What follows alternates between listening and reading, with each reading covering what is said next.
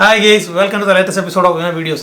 കുറച്ച് നാളായി വീഡിയോസൊക്കെ ചെയ്തിട്ട് എനിക്ക് ചില ആരോഗ്യ പ്രശ്നങ്ങളും പേഴ്സണലായിട്ടുള്ള കുറേ തിരക്കുകളൊക്കെ കാരണം ഒട്ടും വീഡിയോ ചെയ്യാൻ പറ്റാത്തൊരു കണ്ടീഷൻ വന്നു. അപ്പോൾ ഇനിയിപ്പോൾ അതൊക്കെ വീഡിയോസ് ചെയ്ത് തുടങ്ങാനാണ് പ്ലാൻ. അപ്പോൾ നമുക്ക് വീഡിയോയിലേക്ക് കിടക്കാം. ഇന്നത്തെ വീഡിയോ ഒരു സൂപ്പർ താരത്തിനെക്കുറിച്ചാണ്. ഇദ്ദേഹത്തിൻ്റെ കരിയറിൽ അദ്ദേഹത്തിന് ഒരു ഇൻഡസ്ട്രി ഹിറ്റോ ഒരു ഇയർ ടോപ്പറോ ഒരു ഓൾ ടൈം ബ്ലോക്ക് ബസ്റ്ററോ ഒന്നുമില്ല. എന്തിനേറെ പറയുന്ന ഒരു ജെനുവിൻ ബ്ലോക്ക് ബസ്റ്റർ പോലും ഉണ്ടോ എന്ന് സംശയമാണ്. ക്ലീൻ ഹിറ്റുകൾ എടുക്കുകയാണെങ്കിൽ ആകെ ഒരു 10-12 എണ്ണം മാക്സിമം. ഇദ്ദേഹത്തിൻ്റെ ഫിലിമോഗ്രാഫി നോക്കുകയാണെങ്കിൽ ഏതാണ്ട് പകുതിയോളം റീമേക്കുകളുമാണ്. ഇതാരെക്കുറിച്ചാണ് പറഞ്ഞു വരുന്നതെന്ന് നിങ്ങൾക്ക് ആകാംക്ഷ ഉണ്ടാകും. മറ്റാരെയും കുറിച്ചല്ല, കന്നഡ സൂപ്പർ സ്റ്റാർ കിച്ച സുദീപിനെ കുറിച്ചാണ് ഇന്നത്തെ വീഡിയോ. അപ്പോൾ ഇങ്ങനെയൊന്നും ബോക്സ് ഓഫീസ് റെക്കോർഡുകളൊന്നും ഇല്ലെങ്കിൽ പോലും ഇദ്ദേഹത്തെ എങ്ങനെ സൂപ്പർ സ്റ്റാർ എന്ന് വിളിക്കുമെന്ന് നിങ്ങൾക്ക് പലർക്കും സംശയം ഉണ്ടാകാം. ഈ സൂപ്പർ സ്റ്റാർ എന്ന് പറയുന്നതിൻ്റെ ഡെഫിനിഷനിൽ പെടാത്ത ഇങ്ങനെയും ചില ആൾക്കാരുണ്ട്. നമുക്ക് പ്ലെയിൻ നമ്പേഴ്സ് വെച്ചിട്ടോ ബോക്സ് ഓഫീസിൻ്റെ ഒരു സ്റ്റാറ്റിസ്റ്റിക്സ് വെച്ചോ ഒന്നും ഈ സ്റ്റാർഡപ്പിനെ അളക്കാൻ പറ്റത്തില്ല. അപ്പോൾ ഇന്നത്തെ വീഡിയോ കിച്ച സുദീപിൻ്റെ കരിയർ അനാലിസിസും അദ്ദേഹം ചെയ്ത പോപ്പുലറായിട്ടുള്ള റീമേക്കുകളുടെ ഡീറ്റെയിൽസുമാണ്. എന്ന് നമുക്ക് വീഡിയോയിലേക്ക് കിടക്കാം.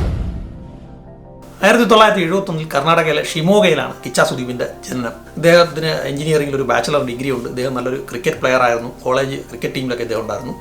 ഇദ്ദേഹത്തിൻ്റെ അച്ഛൻ ചില കന്നഡ പ്രൊഡ്യൂസേഴ്സിനൊക്കെ ഫിനാൻസ് ചെയ്യുന്നുണ്ടായിരുന്നു. ഇവർക്ക് ഒരു ഹോട്ടലും കർണാടകയിലുണ്ടായിരുന്നു, സരോവര എന്നൊരു ഹോട്ടൽ. ഈ ഹോട്ടലിൽ വെച്ചിട്ട് കന്നഡ സിനിമകളുടെയൊക്കെ വിജയാഘോഷങ്ങളും ചെറിയ ചെറിയ ഇവൻസും ഒക്കെ നടത്തുമായിരുന്നു. അങ്ങനെ ചെറിയ കണക്ഷൻസൊക്കെ ഉണ്ട് എന്നല്ലാതെ കിച്ച സുദീപിന് സിനിമാ പാരമ്പര്യമൊന്നുമില്ല. ഈ ഒരു കണക്ഷൻസൊക്കെ വെച്ച് തന്നെയാണ് അദ്ദേഹം സിനിമയിൽ എൻ്റർ ആകുന്നത്. കന്നഡ സൂപ്പർ സ്റ്റാർ അംബരീഷാണ് ആദ്യമായിട്ട് കിച്ചയ്ക്ക് കന്നഡ സിനിമയിൽ അവസരം നൽകുന്നത്. അംബരീഷ് നായകനായ ബ്രഹ്മ എന്ന് പറയുന്ന ചിത്രത്തിൽ അദ്ദേഹം ഒരു റോൾ കിച്ചയ്ക്ക് നൽകുന്നു. നിർഭാഗ്യവശാൽ ഈ ചിത്രം പകുതി വഴിയിൽ ഡ്രോപ്പ് ആകും. വീണ്ടും 1-2 ചിത്രങ്ങളിൽ കൂടി കിച്ച അഭിനയിക്കുന്നുണ്ടെങ്കിലും ആ ചിത്രങ്ങളും പകുതി വഴിയിൽ നിന്നുപോയി. അവസാനം 1997 തയ്യവ എന്ന് പറയുന്ന ചിത്രത്തിലൂടെയാണ് കിച്ച സുദീപിന് കന്നഡ സിനിമയിലേക്കുള്ള അരങ്ങേറ്റം. 2000 നായകനായിട്ട് കിച്ച അരങ്ങേറുന്നു സ്പർശ എന്ന് പറയുന്ന ചിത്രത്തിലൂടെ. കെ സുനിൽകുമാർ ദേശായി എന്ന് പറയുന്ന കന്നഡയിലെ അന്നത്തെ ടോപ്പ് ഡയറക്ടറായിരുന്നു എൻ്റെ ഡയറക്ടർ. പടം നല്ല പോസിറ്റീവ് റിവ്യൂസ് വന്നു. ക്രിട്ടിക്സിൻ്റെ ഭാഗത്ത് നല്ല പോസിറ്റീവ് വന്നു. പടം ഒരു സൂപ്പർ ഹിറ്റാവുന്നു ഉറപ്പായിരുന്നു. നിർഭാഗ്യം വീണ്ടും കിച്ചയെ പിന്തുടർന്നു എന്ന് വേണം പറയാൻ. ആ സമയത്താണ് കന്നഡ സൂപ്പർ സ്റ്റാർ രാജ്കുമാറിനെ വീരപ്പൻ തട്ടിക്കൊണ്ടുപോവുകയും അവിടെ ഉണ്ടായ കോലാഹലങ്ങളിൽ ബന്ദിലൊക്കെ ഇതിൻ്റെ സ്ക്രീനിങ് സ്റ്റോപ്പ് ചെയ്യുകയുണ്ടായി. അങ്ങനെ ഒരു വലിയൊരു വിജയം ആവേണ്ട ഒരു പടം ആവറേജ് ഒതുക്കി. 2001 റിലീസായ ഹുച്ച എന്ന് പറയുന്ന പടമാണ് കിച്ചയുടെ കരിയറിൽ ഒരു ബ്രേക്ക് കൊടുത്ത പടം. ഇത് തമിഴ് സിനിമയായിട്ടുള്ള വിക്രമിൻ്റെ സേതുവിൻ്റെ റീമേക്കാണ്. ഈ ചിത്രം ആദ്യം ഉപേന്ദ്രയും ശിവരാജ് കുമാറും ഒക്കെ റിജക്റ്റ് ചെയ്തിട്ട് കിച്ച സുദീപിൻ്റെ കയ്യിലെത്തിയ പടമാണ്. ഇതൊരു വലിയ വിജയമായിരുന്നു.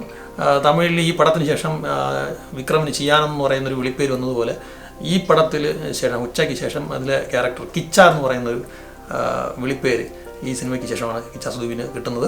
ഈ ചിത്രത്തിൻ്റെ വലിയ വിജയത്തിന് ശേഷം കിച്ച സുദീപ് പൂർണ്ണമായിട്ടും റീമേക്കുകളെ ആശ്രയിക്കുന്ന ഒരു സ്ഥിതി വിശേഷം ഉണ്ടായി. തുടർന്ന് അജിത്തിൻ്റെ വാലി, ദീന, വിജയുടെ ഭഗവതി, മാധവൻ്റെ റണ്ണ്, വിക്രമിൻ്റെ തന്നെ ദില്ല് തുടങ്ങിയ പടങ്ങളെല്ലാം തന്നെ കിച്ച കന്നഡയിലേക്ക് റീമേക്ക് ചെയ്യുകയുണ്ടായി. എങ്കിൽ പോലും ഈ പടങ്ങളുടെ എല്ലാം ഈ റീമേക്ക് പടങ്ങളെല്ലാം പ്രൊഡ്യൂസേഴ്സിന് പ്രോഫിറ്റ് വന്നു. അങ്ങനെ ഒരു ബോക്സ് ഓഫീസിലൊന്നും വലിയ വിജയങ്ങളൊന്നും ഈ ചിത്രങ്ങൾ റീമേക്ക് പടങ്ങളായില്ല. അങ്ങനെ ഒരു വലിയ ഉയർച്ചയില്ലാതെ പൊയ്ക്കൊണ്ടിരുന്ന കിച്ചയുടെ കരിയറിൽ ഒരു ബ്രേക്ക് കൊടുക്കുന്നത് 2007 റിലീസായ മുസാഞ്ചെ മാട്ടു എന്ന് പറയുന്ന റൊമാൻറ്റിക് ചിത്രമാണ്. 2008 കിച്ച സുദീപ് തൻ്റെ ബോളിവുഡ് ഡെബ്യൂ നടത്തുന്നു രാം ഗോപാൽ വർമ്മയുടെ ഫൂങ്ക് എന്ന് പറയുന്ന ചിത്രത്തിലൂടെ. ചിത്രം ബോക്സ് ഓഫീസിലൊരു ക്ലീൻ ഹിറ്റായിരുന്നു. 2009 രാജമൗലിയുടെ തെലുങ്ക് ബ്ലോക്ക് ബസ്റ്റർ വിക്രമാർഗുഡുവിൻ്റെ റീമേക്ക് കിച്ച സുദീപ് ചെയ്യുന്നു, വീര മദകരി. ഈ പടവും സാമാന്യം നല്ലൊരു വിജയമായിരുന്നു. തുടർന്നും റീമേക്കുകൾ കിച്ച കണ്ടിന്യൂ ചെയ്യുന്നു.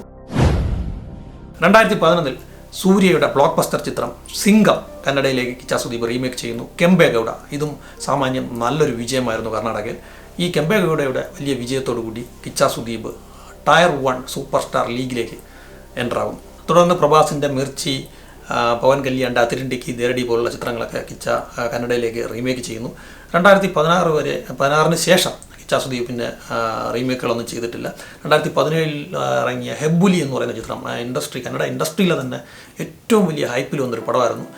വലിയ ഇനിഷ്യലൊക്കെ ഉണ്ടായിരുന്നെങ്കിൽ പോലും പടം ഒരു ക്ലീൻ ഹിറ്റൊന്നും ബോക്സ് ഓഫീസിലായില്ല. ഇടയ്ക്ക് ഞാൻ പറയാൻ വിട്ടുപോയി, 2016 ഇറങ്ങിയ കൊട്ടിക്കോബ 2 കെ എസ് രവികുമാറിൻ്റെ ചിത്രം കന്നഡയിൽ നല്ലൊരു വിജയമായിരുന്നു. ഹെബുലിക്ക് ശേഷം പിന്നീട് കിച്ച റീമേക്കുകളൊന്നും തന്നെ ചെയ്തിട്ടില്ല.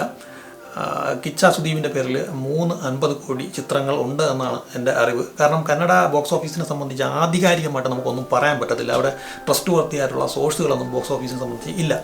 ഫയൽവാൻ, ദി വില്ലൻ, വിക്രാന്ത് റോണ എന്നിങ്ങനെ 3 ചിത്രങ്ങളാണ് കിച്ച സുദീപിൻ്റെ 50 കോടി ക്ലബ്ബ്. ഇതിൽ വിക്രാന്ത് റോണയാണ് അദ്ദേഹത്തിൻ്റെ ഹയസ്റ്റ് ഗ്രോസർ കരിയറിൽ.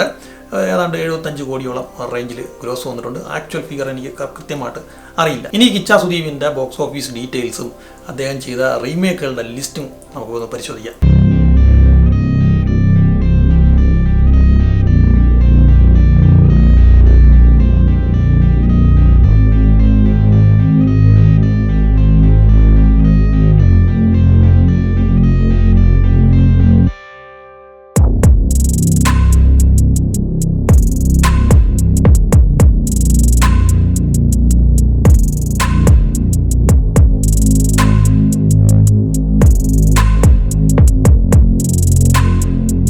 ഈ വീഡിയോയ്ക്ക് വേണ്ടിയിട്ടുള്ള ഡാറ്റയും മറ്റു വിവരങ്ങളും എല്ലാം നൽകി എന്നെ സഹായിച്ചത് ശിവപ്രസാദ് ഷെട്ടി എന്ന് പറയുന്ന ഒരാളാണ്. അദ്ദേഹം ബോക്സ് ഓഫീസ് എക്സ്പെർട്ട് എന്ന് പറയുന്ന ഗ്രൂപ്പിൻ്റെ ഓണറും ഒരു ആർച്ചിവിസ്റ്റും കൂടെയാണ്. അപ്പോൾ അദ്ദേഹത്തിന് പ്രത്യേകം നന്ദി അറിയിക്കുന്നു. ഇന്നത്തെ വീഡിയോ എല്ലാവർക്കും ഇഷ്ടമായെന്ന് പ്രതീക്ഷിക്കുന്നു. മറ്റൊരു നല്ല വീഡിയോയുമായി കാണുന്നതുവരെ ബൈ.